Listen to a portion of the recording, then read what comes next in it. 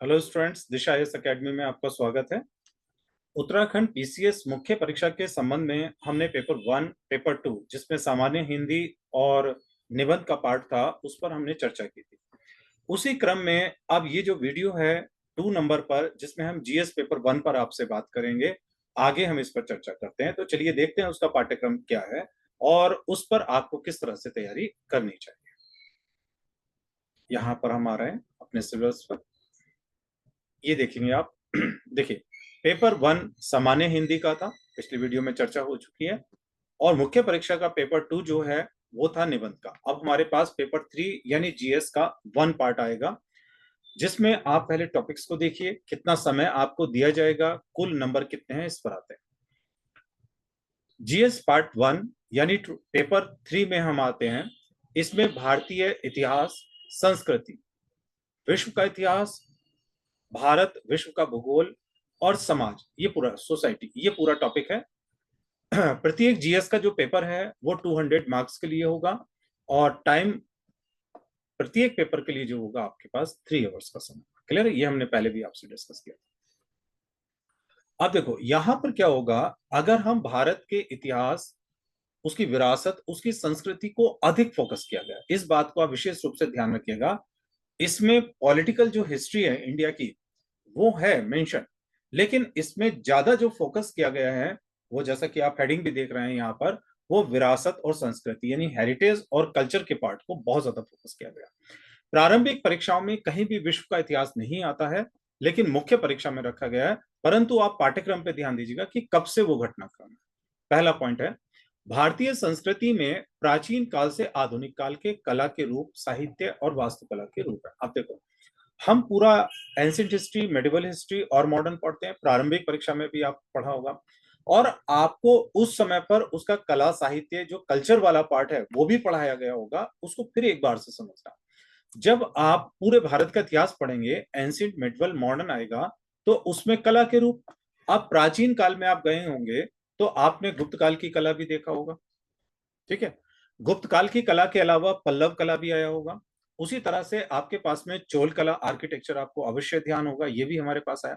साहित्य, जैसे गुप्तकालीन साहित्य, वैदिक काल का साहित्य, पोस्ट मौर्य काल का साहित्य आपके पास है, ये भी आपके पास आया।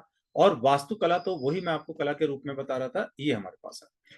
गुप्त काल की चित्रकला की जानकारी हमारे पास मिलती है, वो कला का रूप आपके पास आ गया। उसी तरह से हम इंडस वैली में जाते हैं तो उसके आर्किटेक्चर की बहुत सारी नगर निर्माण योजनाओं की जानकारी मिलती है, ये सब आ गया। तो जितने कालखंड आपने पढ़े हैं, पाषाण काल से लेकर एंशिएंट हिस्ट्री में हर्षवर्धन तक के कालखंड को देखा है, उसमें उनका चाहे आर्किटेक्चर का पार्ट आता है, चाहे साहित्य का पार्ट आता है, या कला के और रूप जैसे चित्रकला या मूर्ति कला आती है, ये इसमें खास तौर पर शामिल है।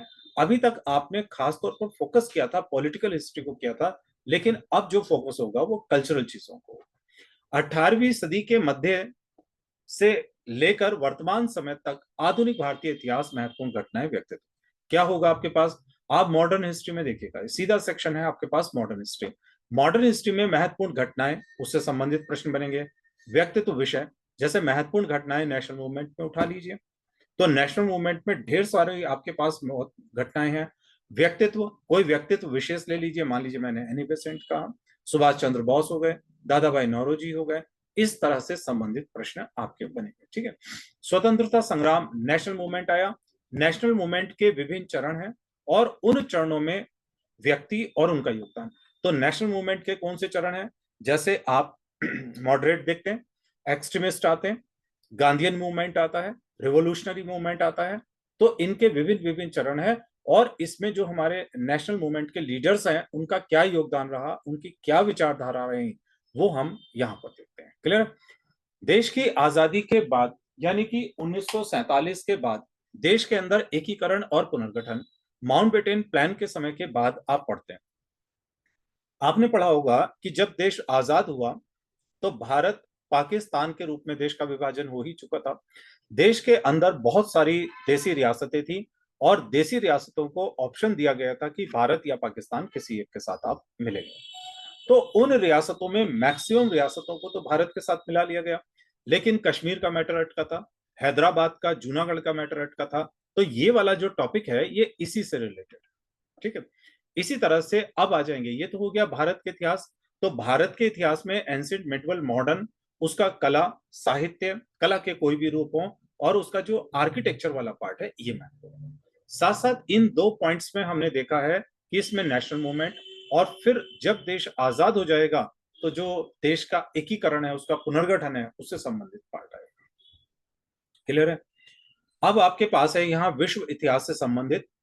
विश्व के इतिहास में 18वीं सदी की घटना है। अब ध्यान रखना, आपको कोई विश्व का इतिहास एंशिएंट वाला नहीं पढ़ना, जैसे चाइना की सभ्यता है, मिस्र की सभ्यता जाते हैं, मेसोपोटामिया की सभ्यताओं में हम जाते हैं, वो पार्ट नहीं है। ध्यान से, ये लगभग आप देख रहे हैं 18वीं सदी की घटनाक्रम आपको दे रहे हैं। और 18वीं सदी के घटनाक्रम में खास तौर पर ब्रिटेन में होने वाली और यूरोप के कई देशों में होने वाली औद्योगिक क्रांति। तो औद्योगिक क्रांति क्या है, ये आपको जानना है यहाँ पर, है ना। औद्योगिक क्रांति के क्या लाभ हैं, औद्योगिक क्रांति का ब्रिटेन, यूरोप और दुनिया भर में क्या प्रभाव पड़ा, और खास तौर पर भारत के संदर्भ में भी क्या प्रभाव पड़ा। विश्व युद्ध हो चुके हैं, दो विश्व युद्ध, पहला विश्व युद्ध, दूसरा विश्व युद्ध। ठीक है।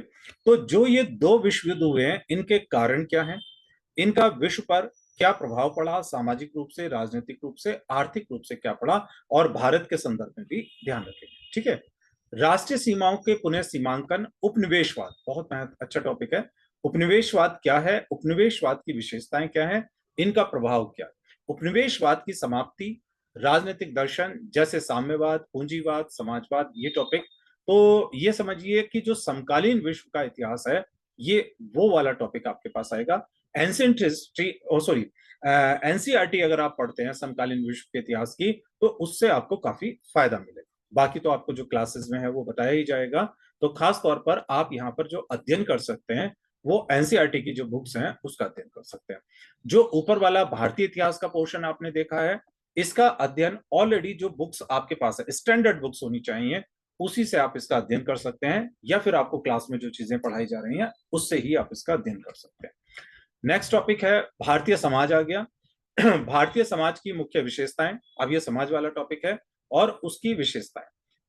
भारतीय समाज की मुख्य विशेषताएं क्या हैं, भारत की विविधता, महिलाओं की भूमिका, महिला संगठन, जनसंख्या, गरीबी के मुद्दे हैं, शहरीकरण समस्याएं।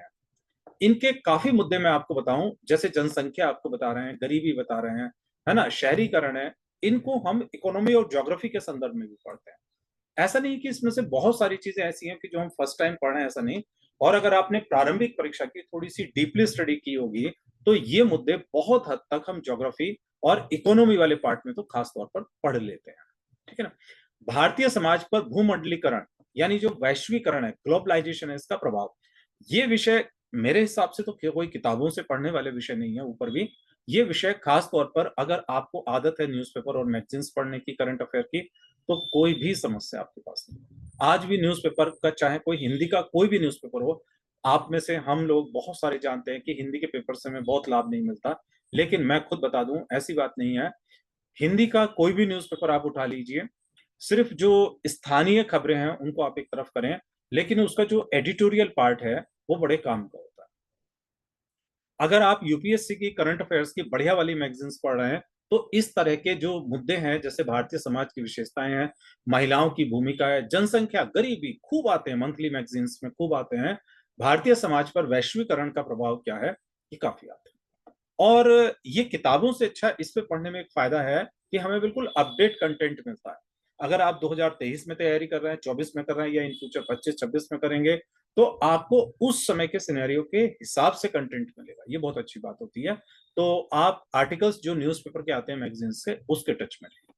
सामाजिक सशक्तिकरण, संप्रदायवाद, क्षेत्रवाद, धर्मनिरपेक्षता, ठीक है, ये वही मुद्दे हैं जो हम लोग इन मैगजीन से या फिर जो करंट अफेयर्स का कंटेंट है उससे रेडी कर देते हैं। अब ये आ गया भूगोल वाला मैटर है आपके पास में, जो प्री का पढ़ा है, अब उसको मेंस के स्टाइल में है। ये भारत के, सॉरी, विश्व के भौतिक भूगोल की विशेषता है।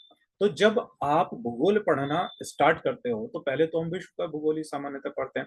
तो विश्व के भूगोल को हम भौतिक भूगोल, फिर उसके बाद उसका जो जलवायु वाला, सॉरी क्या कहते हैं, जलमंडल, स्थल मंडल के रूप में हम आगे लेकर चलते हैं। तो भौतिक भूगोल में पर्वत, पठार, इस तरह की जो चीजें हैं उसको पढ़ते हैं। विश्व के मुख्य प्राकृतिक संसाधनों का वितरण, जैसे मान लीजिए कोयला है, लोहा है, ऐसे और भी बहुत जो प्राकृतिक संसाधन होते हैं, उन प्राकृतिक संसाधनों का वितरण दुनिया भर में कहां पर है, इसको हम लोग पढ़ते हैं यहाँ पर। विश्व भारत सहित विभिन्न भागों में प्राथमिक द्वितीयक तृतीयक क्षेत्र के उद्योगों को स्थापित करने की जिम्मेदारी वाले कारक। देखो इन चीजों को क्या होता है, ज्योग्राफी और इकोनॉमी दोनों में जाके पढ़े जाते हैं। अगर हम अपनी इकोनॉमी की बात करें, सबने पढ़ा होगा इकोनॉमी के 3 सेक्टर होते हैं, प्राथमिक क्षेत्र है, द्वितीयक क्षेत्र और तृतीयक जो सेवा का क्षेत्र है। इनके उद्योगों को हम कहीं भी स्थापित करते हैं, जैसे आप पढ़ रहे हैं भारत सहित के विभिन्न भागों में, दुनिया भर की बात चल रही है, के भागों में प्राथमिक द्वितीयक और तृतीयक क्षेत्र के उद्योगों को स्थापित करने के लिए जिम्मेदार कारक। देखिए बहुत नॉर्मल है, अगर आज मान के चलो झारखंड में बहुत सारे स्टील इंडस्ट्रीज लगी है, तो उसका कारक क्या है? चाइना में, जापान में बहुत सारी इलेक्ट्रॉनिक चीजों के इंडस्ट्रीज लगी हैं, तो उसका कारक क्या, वो वहीं पे क्यों डेवलप है? तो उसके बहुत कारक हैं, जैसे प्राकृतिक संसाधनों की उपलब्धता है, कच्चे माल की उपलब्धता है, सरकारी नीतियां आपके पास आती हैं, वहां की जलवायु का फैक्टर आपके पास आता है। तो इकोनॉमी में भी जाके इन चीजों को पढ़ते हैं, ज्योग्राफी में भी हम लोग पढ़ते हैं। नीचे आप देख रहे हैं भूकंप, सुनामी, ज्वालामुखी, चक्रवात, क्या नहीं पढ़ा होगा आपने प्रॉब्लम में? ध्यान से अगर पढ़ा होगा तो भूकंप के क्या कारण होते हैं, सुनामी क्या होती है, ठीक है, ज्वालामुखी क्या होता है, किस प्रकार से उस वो स्टार्ट होता है, उसका कारक क्या होते हैं, सब पढ़ते हैं हम लोग। जैसी महत्वपूर्ण भू भौतिकीय घटनाएं आ रही हैं, ये सब चीजें वही हैं जो आपने प्रारंभिक परीक्षा में पढ़ी है। बस क्या था वहां पर, आपका अप्रोच ये था कि भैया हमको प्रारंभिक परीक्षा के जो क्वेश्चन है उसके अकॉर्डिंग तैयारी करनी। अब क्या है, अब आपको तैयारी करनी है कि उसको 250 या 150 शब्द में आप लिख लें, है ना। मान लीजिए हमने यहाँ पर ये दिया कि जो ज्वालामुखी होते हैं वो क्या होते हैं, और ज्वालामुखी विस्तार जो जो विस्फोट होता है, उस विस्फोट के कारक क्या होते हैं और उनका प्रभाव क्या पड़ता है। मान को चलो हम आपको 250 शब्दों में यही लिखने के लिए दे दें कि एक तो ज्वालामुखी क्या होते हैं और ज्वालामुखियों का क्या प्रभाव होता है, तो उसमें कुछ हानिकारक प्रभाव भी बताएंगे, कुछ उसके जो लाभदायक है वो भी बताएंगे आप यहाँ पर। तो ये इस तरह के आपको दिए गए।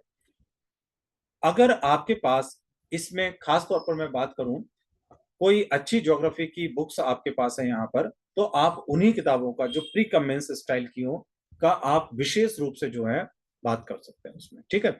उसमें भारत के संदर्भ भी आ सकते हैं, ध्यान रखिएगा यहाँ भारत सहित भी लिखा हुआ है, भारत के संदर्भ में भी कोई प्रश्न बन सकता है, और विश्व के संदर्भ में तो आपके पास है ही, ठीक।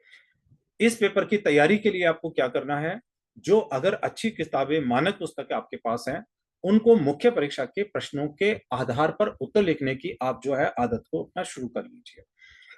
जैसा मैंने अपने पिछले वीडियो में बताया था कि यहाँ पर हम लोग प्रश्नों का पैटर्न पर चर्चा नहीं कर रहे हैं, वो मैं अलग से अन्यत्र चर्चा करूंगा, क्योंकि उसके साथ फिर काफी मेलजोल हो जाएगा, घिचपिच हो जाएगी, इसलिए।